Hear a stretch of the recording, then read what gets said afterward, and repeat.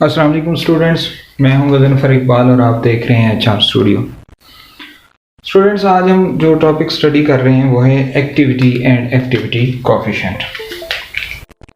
आज का हमारा टॉपिक है activity and activity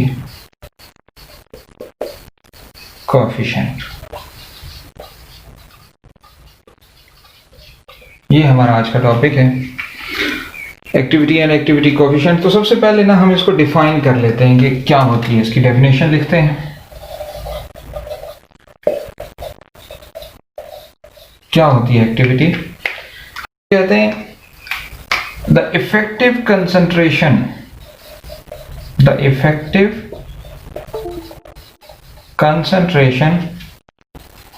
of the ions की effective concentration in a solution of, चलें स्पेसिफाई कर देता हूं, सोल्यूशन ऑफ इलेक्ट्रोलाइट में। इलेक्ट्रोलाइट का अगर आपने सोल्यूशन तैयार किया तो उस सोल्यूशन के अंदर जो आयंस की इफेक्टिव कंसंट्रेशन है उसको हम एक्टिविटी बोलते हैं। अब इससे क्या मुराद है इफेक्टिव कंसंट्रेशन से? तो इसको समझने के लिए ना पहले हम एक छोटी सी सॉल्यूशन की एग्जांपल ले लेते हैं, फिर उसके बाद मैं आपको मज़ीद इस पर थोड़ा सा डिस्कस करूंगा ताकि आपको बेहतर तरीके से एक्टिविटी की समझ आए। देखिए, आपके पास ऐसे कहते हैं हम, ये है जी आपके पास एक बीकर, या आप इसको सेल कह लें, इलेक्ट्रोलाइटिक सेल है। इसमें आपने कुछ सॉल्यूशन डाला हुआ है, ये इस तरह का आपने सॉल्यूशन डाला है। इसमें इसकी जो कंसंट्रेशन है, ये जो सॉल्यूशन है, हम कहते हैं कि ये है हमारे पास 0.5 मोलर सॉल्यूशन है। 0.5 मोलर सॉल्यूशन हमारे पास था। ये एक हमारे पास एक दूसरा सॉल्यूशन है, ठीक है। अब इसके अंदर जो कंसंट्रेशन है वो इससे कुछ ज़्यादा है। हम कहते हैं कि ये वाली जो कंसंट्रेशन है ये है हमारे पास 1.5 मोलर, ठीक है। पहली जो कंसंट्रेशन है वो 0.5 मोलर है और दूसरी जो है वो 1.5 है। अब हमने इसको क्या किया, हमने इस सॉल्यूशन को बैटरी के साथ जोड़ दिया, इधर भी और ये बैटरी के साथ। जैसे ही इसमें से करंट का पास हुआ, या हम फर्ज करते हैं कि हमने कोई जो था डिवाइस लगा दी, एमीटर लगा दिया, ठीक है। उस एमीटर ने हमें वैल्यू दी कि जनाब इस सॉल्यूशन के अंदर से करंट जो है वो 1 एम्पियर का गुजर रहा है, 1 एम्पियर करंट यहाँ से पास आउट हो रहा है। अच्छा, फिर हमने क्या किया कि जो हमारे पास दूसरा सॉल्यूशन है ये वाला, इसके साथ भी हमने क्या की, बैटरी अटैच कर दी। तो बैटरी अटैच करने के बाद यहाँ पे फिर वही एमीटर के जरिए से इसकी वैल्यू आई।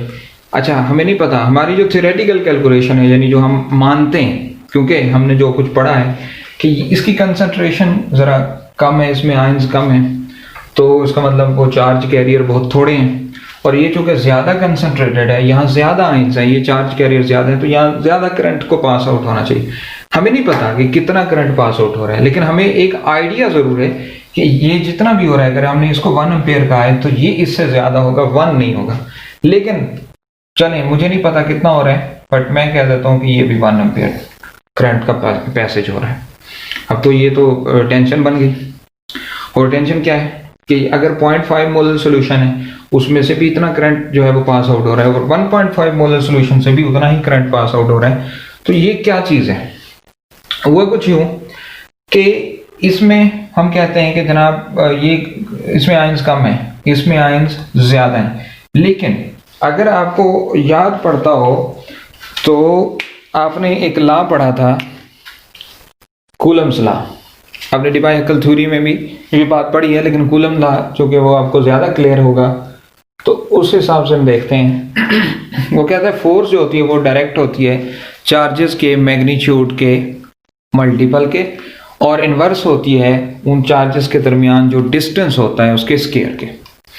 अब जब आपका सोल्यूशन है कंसंट्रेटेड तो ऐसा कुछ होगा कि यहाँ फर्ज करो अगर नेगेटिव है तो यहाँ पे पॉजिटिव मौजूद होंगे, एक आयनिक एटमॉस्फेयर बनेगा जो आपने डिवाइकल थ्योरी में पढ़ा है, ठीक है ना। एक इंटर आयनिक अट्रैक्शन आएगी, इलेक्ट्रोस्टैटिक फोर्स ऑफ अट्रैक्शन है, चूंकि यहाँ कंसंट्रेटेड आयंस करीब करीब होंगे, तो ये जो आयंस है ना ये एक आयनिक एटमॉस्फेयर बना लेंगे, एक दूसरे के करीब रहेंगे।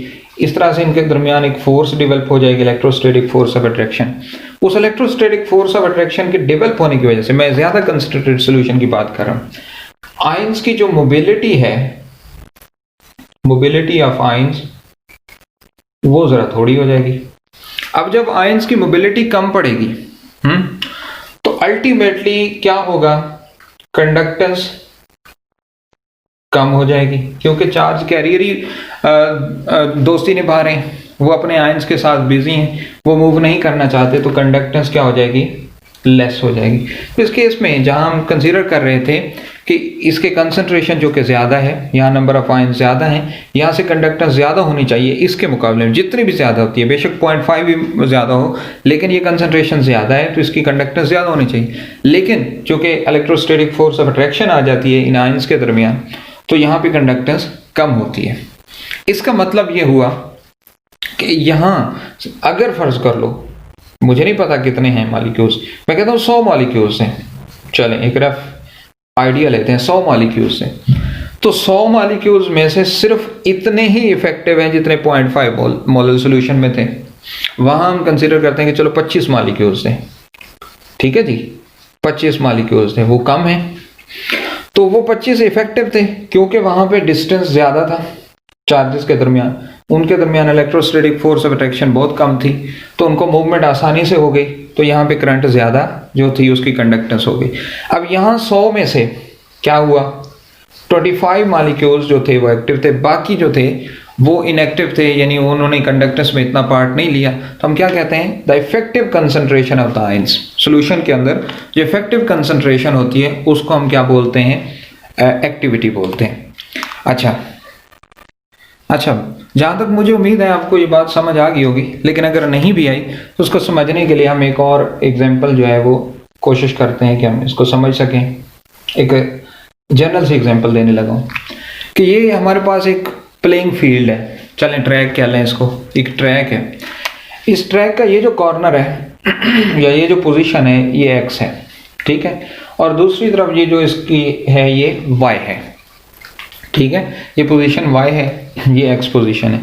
तो यहाँ पे इस साइड पे एक प्लेयर है उसका नाम ए है, दूसरा यहाँ पे एक प्लेयर है उसका नाम बी है, दूसरी तरफ एक प्लेयर है उसका नाम है सी, और चौथा प्लेयर है उसका नाम है डी, चले वो यहाँ कहीं पे मौजूद है। हम कहते हैं कि ये एक ही स्पीड के साथ मूव करते हैं और इन्होंने अपनी जगह को चेंज करना है, ठीक है, समझ रहे हैं, ये प्लेइंग फील्ड है, ये ट्रैक है, इस ट्रैक के ऊपर ये 4 प्लेयर्स हैं, ए बी और सी डी, ये 4 प्लेयर्स हैं, इन्होंने अपनी अपनी पोजीशन को बदलना है, चेंज करना है। तो क्या होगा, अब चूंकि इसके सामने कोई हर्डल नहीं है, देख रहे हैं ना, सी उससे दूर खड़ा हो, यानी कि ट्रैक आपका बड़ा है, इनको रोकने वाला कोई नहीं है, तो ए यहां से मूव करेगा और ये सी की पोजीशन पे आ जाएगा, दरमियान में किसी ने नहीं रोका, और सी ने यहां से मूव किया और वो इधर को आ गया कि उसको किसी ने स्टॉप नहीं किया। इसी तरह से बी का केस है, ये इधर को आ जाएगा और डी इधर को आ जाएगा, ये एक ही स्पीड के साथ मूव कर रहे थे, यानी ये दरमियान में कोई रोकने वाला नहीं था, तो जितने टाइम में ए बी वाई पोजीशन पे चले गए उतने ही टाइम में सी डी एक्स की पोजीशन पे आ गए, और हम कह सकते हैं कि इन्होंने इनकी जो एक्टिविटी है वो 100% है, कह सकते हैं ना, जितने प्लेयर्स थे उन्होंने प्रॉपरली अपने खेल में हिस्सा लिया, और सारे मालिक सारे जो प्लेयर्स थे वो एक पोजीशन को छोड़ के अपने अपने, यही केस उधर देखेंगे हम कंसंट्रेशन में, लेकिन उसको मजीद मैं एक और एग्जांपल देता हूं कि हम प्लेयर्स की तादाद जो है वो बढ़ा देते हैं ताकि ज्यादा कंसंट्रेशन वाले की, ये उस केस में है जब आप कहते हैं ये वाला, जब आप कहते हैं कंसंट्रेशन हमारी लो है, तो उसको समझाने के लिए मैंने ये एग्जांपल दी थी। अब कहते हैं जब आपकी कंसंट्रेशन हाई है कंसंट्रेशन आपकी हाई होगी, प्लेयर्स की तादाद बढ़ गई, ए बी सी डी, ये सारे एक तरफ आ गए, आगे इधर प्लेयर्स हैं, आप कह लें E F G H, double हो गए ना प्लेयर्स। अब प्लेयर्स अब बढ़ गए, ज्यादा हो गए, तो जब ये मूव करते हैं इनके दरमियान अब हर्डल आगे, जाहिर है हो सकता है कि ये जब ये मूव करके जा रहा था तो E इसके साथ कोलाइड कर जाता, B जब जा रहा था तो हो सकता है कि F इसके साथ कोलाइड कर। तो यहाँ पे अब कोलिजन भी हो सकती है, रुकावट भी हो सकती है, कोई गिर भी सकता है।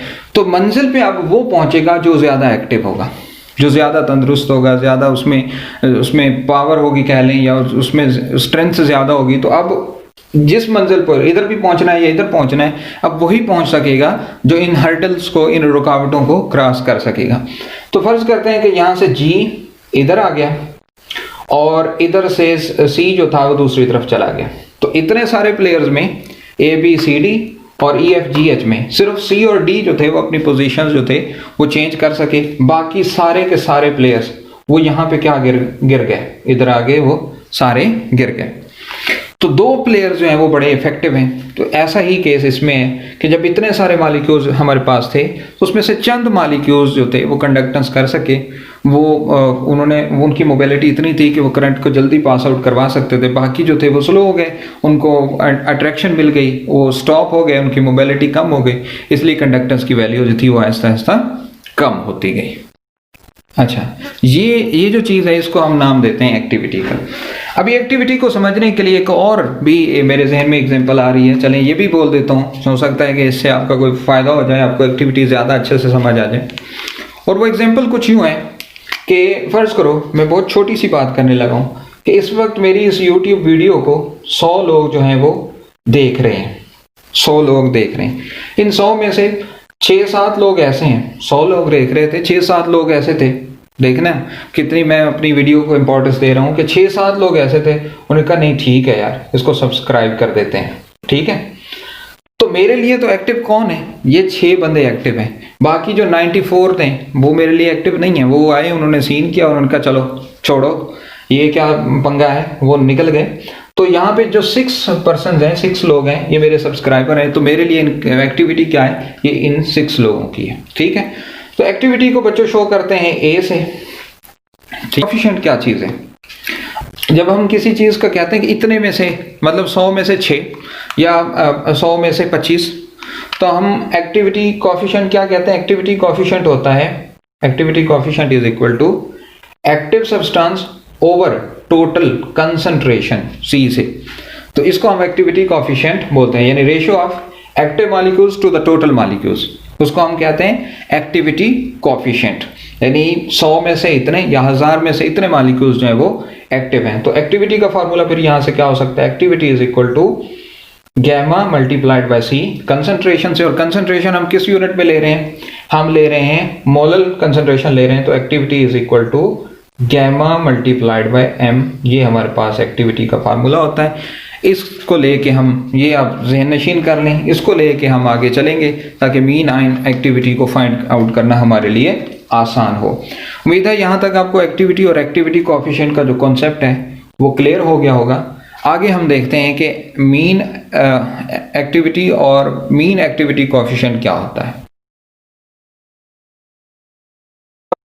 अच्छा भाई, हमारे पास जो एक्टिविटी का फार्मूला बन गया है, ये आपने देखा, activity A is equal to gamma और M, यानी ये कंसंट्रेशन को शो करता है ना। तो हम कहते हैं कि ये C की जगह पे हमने जो कि मोलल सोल्यूशन लिया होता तो हमने इसकी जगह पे M लिख दिया। अच्छा, इसको इस तरह से भी लिख सकते हैं, activity AI is equal to gamma I और MI, ठीक है। इस इक्वेशन का नाम हम A रख देते हैं ताकि हम बाद में इसको यूज भी कर सकें। अब I क्या है, I number of the ions, ठीक है ना। तो फिर हम इसको यूज करेंगे, इसलिए मैंने ये वाली इक्वेशन भी आपके लिए लिख दी है।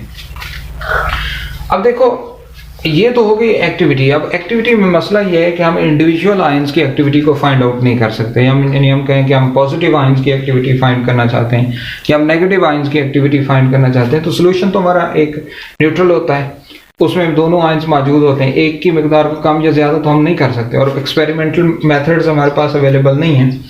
तो हम क्या करते हैं कि हम मीन एक्टिविटी को फाइंड करते हैं। तो इसकी जगह पे हम मीन एक्टिविटी को फाइंड करते हैं, यानी हम पॉजिटिव और नेगेटिव की एक्टिविटी जो है उसका दोनों को फाइंड आउट करते हैं, मीन एक्टिविटी के नाम से इसको जाना जाता है, ठीक है। तो हम कंसीडर करते हैं हमारे पास एक इलेक्ट्रोलाइट है, से consider an electrolyte AX BY, ये ब्रेक डाउन हुआ कुछ इस तरह कि इसने पॉजिटिव आयंस प्रोड्यूस किए और इसने जनाब नेगेटिव आयंस प्रोड्यूस किए, X B Y is equal to X A positive plus B Y negative, ठीक है। ये हमारे पास इस तरह से डिसोसिएट हुआ। अब हमने इसके लिहाज से एक्टिविटी देखनी हो, तो एक्टिविटी क्या होती है, अभी हमने बात की कि वो तो ओवरऑल इलेक्ट्रोलाइट, टोटल इलेक्ट्रोलाइट, पूरे इलेक्ट्रोलाइट की एक्टिविटी होती है। तो A2 is equal to activity of the cations multiplied by activity of the anions, क्योंकि कोफिशिएंट्स जो है वो फिर पावर बन जाते हैं। तो जो एक्स केटाइंस आए थे वो उसकी फिर पावर बन जाएंगे, वाई एनाइंस जो आए थे वो एक नेगेटिव की पावर बन गए। तो A2 is equal to A positive X A negative X. अच्छा जी, ये हमारी इक्वेशन 2 हो गई। अब x number of the ions produce हो रहे हैं, तो x और y टोटल मिला के हम कहते हैं कि वो v नंबर ऑफ आयंस जो है वो प्रोड्यूस हो रहे हैं। v क्या है, टोटल नंबर ऑफ आयंस। तो v number of ions produce हो रहे हैं x प्लस v, ये हमारा टोटल जो है वो नंबर ऑफ द आयंस है। अच्छा, इसके लिहाज से अगर हम एक्टिविटी को देखें तो हम कह सकते हैं कि activity A2 is equal to activity x plus v is equal to number of the ions. तो हम मीन आयनिक एक्टिविटी को देखेंगे, ये है हमारी ओवरऑल एक्टिविटी, ओवरऑल पूरे इलेक्ट्रोलाइट की एक्टिविटी। इसमें पॉजिटिव या नेगेटिव की एक्टिविटी क्या है, यानी मीन आयनिक एक्टिविटी होगी A positive negative is equal to activity of the whole electrolyte, ठीक है ना। उसमें से यानी total volume number of ion में से कितना, A positive negative is equal to A2 यानी ओवरऑल एक्टिविटी 1/v, मतलब जो नंबर ऑफ आयंस प्रोड्यूस हुए हैं उसमें से कितने जो है वो एक्टिविटी शो कर रहे हैं। तो over total number of the ions के में से पॉजिटिव या नेगेटिव जो एक्टिव मॉलिक्यूल्स हैं उसकी बात हो रही है, ठीक है। अच्छा, तो ये हमारी इक्वेशन हो गई से 3, ये हमारी 3 इक्वेशन होगी। अभी देखो, आपने इक्वेशन नंबर 2 में A2 की वैल्यू फाइंड आउट की है और इक्वेशन नंबर 3 में आपके पास A2 एज इट इज मौजूद है। तो हम A2 की जो वैल्यू है इसको यहाँ पे यूज कर सकते हैं। तो हमारे पास A पॉजिटिव नेगेटिव यानी मीन आयनिक एक्टिविटी आ जाएगा, कैसा आ जाएगा, A positive X A negative Y, और इस सारे की वैल्यू क्या हो जाएगी 1/v, और ये हमारी इक्वेशन नंबर 4 बन जाएगी, ठीक है। A positive X A negative Y 1/v, और इक्वेशन हमारे पास ये क्या बन गई 4 बन गई, ठीक है। ये है एक्टिविटी ऑफ द केटाइंस। अब मैंने आपके लिए जब ये इक्वेशन 1 लिखी थी तो मैंने कहा था AI गैमा आई और MI को छोड़ दें, ये आपके काम आएगी। अब ये देखें पॉजिटिव आयंस की एक्टिविटी और ये नेगेटिव आयंस की एक्टिविटी। तो अब देखें, ये है पॉजिटिव आयन की एक्टिविटी, ये नेगेटिव आयंस की एक्टिविटी। तो इस फार्मूले को देखते हुए हमारे जहन में आया कि हो सकता है A positive is equal to यानी activity of the positive ion is equal to gamma positive और M पॉजिटिव, ठीक है। और नीचे नेगेटिव आयन की एक्टिविटी के लिए negative activity of the negative ions is equal to gamma negative और M नेगेटिव, ठीक है। ये हमारे पास पॉजिटिव और नेगेटिव आयंस की एक्टिविटी आ गई। ये जो चीज़ है, ये जो इक्वेशन 4 है, इसमें आप इस वैल्यू को, ये जो पॉजिटिव और नेगेटिव की एक्टिविटीज़ आई हैं इंडिविजुअल, आप इनको पुट करें तो आपके पास मीन एक्टिविटी हो जाएगी, mean ionic activity is equal to यानी A positive negative is equal to A positive की वैल्यू पुट की तो ये हो जाएगा गैमा पॉजिटिव M पॉजिटिव और इसकी पावर x ये वाला जो ऊपर मौजूद है, ठीक है। इसी तरह से ये नेगेटिव की वैल्यू अगर हम पुट करें तो ये हो जाएगा गैमा नेगेटिव M नेगेटिव और इसकी वैल्यू y, और इस सारे की ओवरऑल की वैल्यू जो पीछे से आ रही है वो क्या होगी, ये पीछे से आपने ऊपर लिखी हुई है ये वाली वैल्यू 1/v, तो ये सारे के ऊपर आ जाएगी 1/v की फॉर्म में। तो ये आपके पास आ जाएगा 1/v, ये पूरे की ओवरऑल वैल्यू, ठीक है।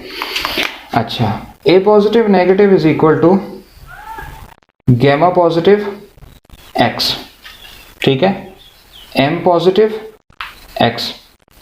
इसी तरह से gamma negative y, M negative y और इस सारे की अपनी वैल्यू जो है वो 1/v, ये जो ऊपर आ रही है। ठीक है, अब हम क्या करते हैं कि एक जैसी जो चीज़ें हैं वो एक साइड पे कर लेते हैं। मसलन ये positive negative is equal to gamma positive x multiplied by gamma negative y, एक साइड पे हो गए। इसी तरह से m positive x multiplied by m negative y, ठीक है, और ओवरऑल जो इसकी वैल्यू है वो 1/v हो जाएगी। ठीक है, अब यहां से आगे देखें a positive negative is equal to, ये जो वैल्यू आपकी ओवरऑल है ये हम इंडिविजुअल वैल्यूज में इसको gamma positive x gamma negative y, और ये जो वैल्यू ऊपर है ये इंडिविजुअल वैल्यूज की फॉर्म में लिखेंगे तो 1/v और in bracket gamma positive x, sorry gamma कह रहा हूं, m positive x m negative y, ठीक है, तो m positive x m negative y और ये जो ऊपर से आ रही है 1/v। अब यहां से इसको देखें, ये है activity coefficient of the cations, ये वाली जो चीज़ है वो एक्टिविटी कोएफिशिएंट ऑफ द इनाइंस है, और ये किसके लिहाज से, ओवरऑल वॉल्यूम के लिहाज से। तो हम इसको कह सकते हैं कि ये हमारा जो है ये मीन एक्टिविटी कोएफिशिएंट है। ठीक है, ये हमारा क्या चीज़ है, मीन एक्टिविटी कोएफिशिएंट इसको बोलते हैं। तो मैंने इस सारे को एक ही दफ़ा लिख दिया, यानी ये यहाँ तक, ये यहाँ से लेकर ये वाली जो वैल्यू है ये गैमा पॉजिटिव नेगेटिव जो है ये मीन एक्टिविटी कोएफिशिएंट है। ये वाली जो चीज़ है ये मीन मोलैलिटी कह सकते हैं इसको, लेकिन हम इसको एज इट इज़ ही रहने देते हैं, m positive x m negative y और 1/v। ठीक है, अब ये है मोलैलिटी ऑफ द पॉजिटिव और ये molality of the negative ions. तो जब आपके पास एक इलेक्ट्रोलाइट है AX/BY तो उसकी अपनी मोलैलिटी होगी m। तो जब हमने पॉजिटिव की मोलैलिटी लेनी हो तो हम कहते हैं positive molality of the positive ion is equal to xm, यानी जो मोलैलिटी हमारे इलेक्ट्रोलाइट की है उसमें से कितने x प्रोड्यूस हुए तो xm। इसी तरह से molality of the negative ion is equal to ym। हमारे पास ये दो चीज़ें जो हैं ये आ गई। देखें, अब आपके पास molality of the positive ions और molality of the negative ions हैं, और ऊपर आपकी इक्वेशन मौजूद है। ये इस इक्वेशन को आप कोई नाम दे दें। ठीक है, अब ए में ना हम मोलैलिटी की वैल्यूज को पुट करें तो हमारे पास आ जाएगा mean ionic activity is equal to gamma positive negative. तो क्या वैल्यू है m पॉजिटिव की xm, और वैसे उसका पावर है x। ठीक है, इसी तरह से जो हमारा m नेगेटिव है उसकी वैल्यू क्या है, वो है ym और उसकी अपनी वैल्यू है y, और पूरे की जो पावर है यहाँ से वो 1/v है। ठीक है, अब ये जो पावर है x positive negative is equal to gamma positive negative x की पावर x m की पावर x, और इसी तरह से y की पावर y m की पावर y, और इस सारे की पावर जो है वो 1/v है। ठीक है, अब फिर वही बात हम एक जैसे इकट्ठे कर लेते हैं। a positive negative is equal to gamma positive negative in bracket x की power x multiplied by y की पावर y, इसी तरह से m x प्लस y, और इस सारे की पावर 1/v। अब आपने जब शुरू किया था तो आपने कहा था x प्लस y जो है वो किस चीज़ को शो करता है, वो v को शो करता है। तो a positive negative is equal to gamma positive negative in bracket x की पावर x y की पावर y, और इस सारे की पावर 1/v, और इसका जो v है इसके साथ कट जाएगा तो आपके पास बच जाएगा m। ये आपके पास रिलेशन बच जाएगा। ये है mean activity, mean ionic activity का रिलेशन। मीन आयनिक एक्टिविटी का रिलेशन आपने लिखा। अब यहाँ से आपने एक्टिविटी ऑफ द इलेक्ट्रोलाइट निकालनी है, तो वो कैसे निकालेंगे आपको पता है। आप पीछे लिख के आए कि mean ionic activity is equal to A2 यानी एक्टिविटी ऑफ द इलेक्ट्रोलाइट और 1/v। ये आप चीज़ जो है वो पीछे करके आए हैं कि हमारी मीन आयनिक एक्टिविटी जो होती है वो इसके बराबर हो। यहाँ से मैं कह रहा हूँ कि आप एक्टिविटी ऑफ द इलेक्ट्रोलाइट निकाल A2। तो अब आप इलेक्ट्रोलाइट की एक्टिविटी को भी फाइंड आउट कर सकते हैं, क्योंकि A पॉजिटिव नेगेटिव यानी मीन आयनिक एक्टिविटीज़ की वैल्यूज़ आपके पास आ चुकी हैं, वो यहाँ पुट कर देंगे तो वो हो जाएंगी गैमा पॉजिटिव नेगेटिव, ठीक है। और आपके पास और होगा x की पावर x, ये वाला b जो ऊपर आ रहा है, तो ये एक्टिविटी A2 आ जाएगी। अब गौर करें कि इस पावर को, जो पावर आपके पास है, सबकी पावर के फॉर्म में लिखें तो ये पॉजिटिव नेगेटिव की पावर v हो जाएगा। इसी तरह से m की पावर जो है वो v हो जाएगा। इसकी ये 1/v है v, तो ये से कट जाएगा, आपके पास x की पावर x और y की पावर y हो जाएगा। इस फार्मूले के ज़रिए से आप जो है एक्टिविटी ऑफ द इलेक्ट्रोलाइट उसको फाइंड आउट कर सकते हैं, ठीक है। ये फार्मूला यूज करके आप activity of the electrolyte find out कर सकते हैं। एक्टिविटी ऑफ द इलेक्ट्रोलाइट है, उसको फाइंड आउट करने के लिए जो है हम अपना एक जनरल सी एग्जांपल लेते हैं, छोटी सी मोनोवैलेंट जो हमारा कंपाउंड है उसकी एग्जांपल हम ले लेते हैं। तो दोनों फार्मूले आपके पास जो हैं वो, बल्कि एक फार्मूला भी आपके सामने है, दूसरा फार्मूला फिर हम इसको देख के लिख लेंगे। आपने एक्टिविटी फाइंड करनी हो ऑफ द इलेक्ट्रोलाइट, आप NaCl को डिसोसिएट करते हो तो ये हो जाता है Na positive plus Cl negative. तो यहाँ पे आप देख सकते हैं x की वैल्यू 1 है क्योंकि ये मोनोवैलेंट है, y की वैल्यू 1 है, तो फार्मूले में पुट करें गैमा पॉजिटिव नेगेटिव, ठीक है। तो v ऊपर v है ना, तो v आपने कहा था x प्लस y, तो 1 प्लस 1 क्या हो जाएगा 2 हो जाएगा। गैमा पॉजिटिव नेगेटिव की वैल्यू 2 हो जाएगी। इसी तरह से m के ऊपर भी v है तो वो हो जाएगा 2, बाकी x की पावर यानी कि 1 की पावर 1 मल्टीप्लाइड बाय 1 की पावर 1, तो आपके पास जो है इसकी A2 की वैल्यू क्या आ जाएगी gamma positive negative square m square, क्योंकि ये 1 का स्केयर जो होता है वो 1 ही होता है। इस तरह से आप जो है वो अपनी एक्टिविटी को एक्टिविटी ऑफ द इलेक्ट्रोलाइट को फाइंड कर सकते हैं। इस तरह से मीन आयनिक एक्टिविटी फाइंड करनी हो तो उसका फार्मूला भी आपको गिवन होगा।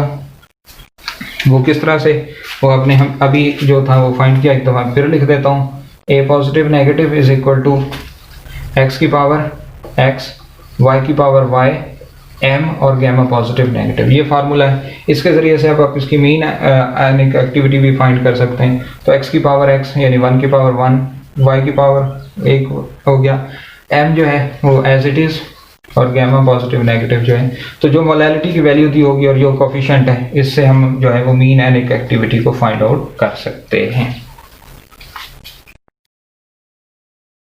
इस तरह से अब हमारे पास एक दूसरी एग्जांपल है जिसमें हम कहते हैं कि हमने मतलब कह लें कि इफ़ेक्टिव कंसंट्रेशन फाइंड करनी है। हमारे पास जो क्वेश्चन है इसमें हमने effective concentration, in other words हमने एक्टिविटी फाइंड करनी है एक ऐसे सोल्यूशन की कि जिसकी कंसंट्रेशन गिवन है, ये आपको कंसंट्रेशन गिवन हुई है और उसका एक्टिविटी कोएफिशिएंट भी आपको गिवन है। तो आपने उसकी इफ़ेक्टिव कंसंट्रेशन या एक्टिविटी को फाइंड आउट करना है।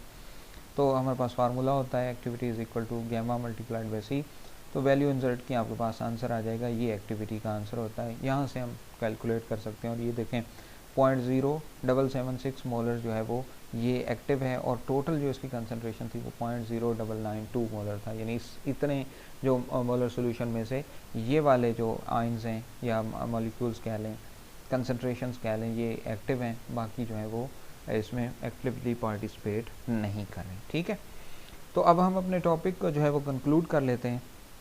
हम कह सकते हैं जो कुछ आज हमने पढ़ा है उसमें हम ये कह सकते हैं कि जो हमारा स्ट्रॉन्ग इलेक्ट्रोलाइट के लिए एक्टिविटी कोएफिशिएंट है, यानी हमने जितनी भी डिस्कशन की है ना उसमें एक बात आपको बड़ी क्लियर होगी कि जो स्ट्रॉन्ग इलेक्ट्रोलाइट होता है उसमें एक्टिविटी जो कोएफिशिएंट है उसकी वैल्यू लेस देन 1 होती है, ठीक है। ये आपने देखा था स्ट्रॉन्ग इलेक्ट्रोलाइट के लिए। लेकिन याद रखिएगा जब आप उसको इनफाइनेटली डिल्यूट कर देते हैं तो उस केस में ये अप्रोचेस टू 1 होती है। मतलब इस केस में आप एक्टिविटी और आपकी कंसंट्रेशन यानी कंसंट्रेशन और इफेक्टिव कंसंट्रेशन जो होती है वो ऑलमोस्ट सेम होती हैं, तो उस केस में ये 1 होती है। लेकिन याद रखना कि इनफाइनाइट डिल्यूशन के केस में फिर जितनी भी हम मैथमेटिकल कैलकुलेशंस करते हैं फिजिकल केमिस्ट्री में, जैसे राल्ड्स लॉ है या हेनरी लॉ है, लॉ ऑफ मास एक्शन है, वहाँ हम कंसंट्रेशन जो है वो यूज़ करते हैं।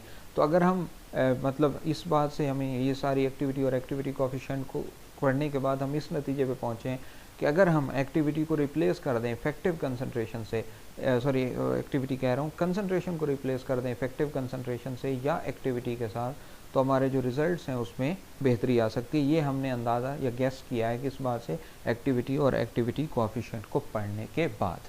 ठीक है, उम्मीद है ये सारी बातें जो हैं वो आपको अच्छे से समझ आ गई होंगी।